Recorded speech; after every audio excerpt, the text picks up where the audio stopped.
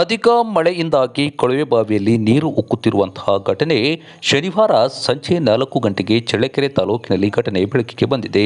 ಚಳ್ಳಕೆರೆ ತಾಲೂಕಿನ ನನ್ನಿವಾಳ ಗ್ರಾಮದ ಲಕ್ಷ್ಮಣ್ ಪಾಳೇಗಾರ್ ಇವರ ಜಮೀನಿನಲ್ಲಿರುವ ಕೊಳವೆ ಬಾವಿಯಲ್ಲಿ ವಿದ್ಯುತ್ ಮೋಟಾರ್ ಚಾಲನೆ ಮಾಡದೇ ಇದ್ದರೂ ಸಹ ನೀರು ಉಕ್ಕಿ ಹರಿಯುತ್ತಿದ್ದು ರೈತನ ಮೊಗದಲ್ಲಿ ಮಂದಹಾಸ ಮೂಡಿಸಿದೆ.